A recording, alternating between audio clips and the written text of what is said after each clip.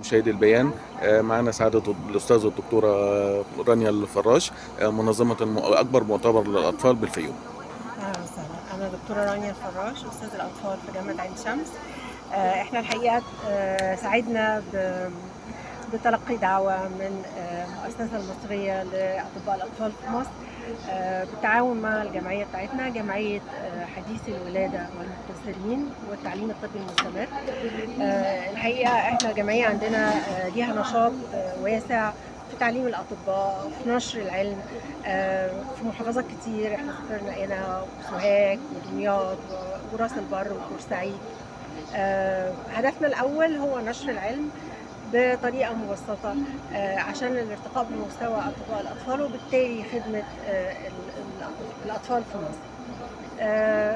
المؤتمر النهاردة عبارة عن يعني نخبة من أساتذة الأطفال في جامعة عين شمس في مواضيع مختلفة، مواضيع بتتكلم عن جهاز التنفس الصناعي، عن رعاية حديث الولادة، وعن نقص السكر، أمراض الغدد، أمراض الكلى في حديث الولادة. الحقيقة الحضور ما شاء الله جميل، الناس قد إيه شغوفة لتلقي العلم، والأساتذة المحاضرين كلهم في لغة حوار جميلة، في مسابقات وجوائز.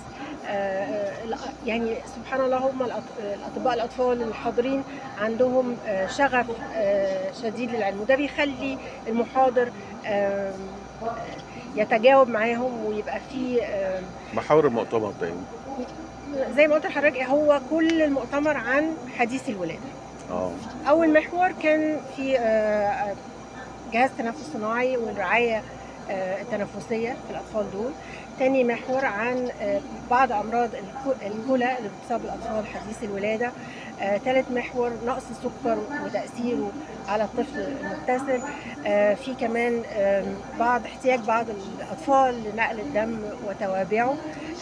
التغذية والرضاعة الطبيعية دي برضو محور قوي جدا، ودورها في حماية الطفل من الميكروبات وزيادة المناعة عند الطفل. شكرا لحضرتك سعادة الدكتورة. ميرسي. ما شاء الله.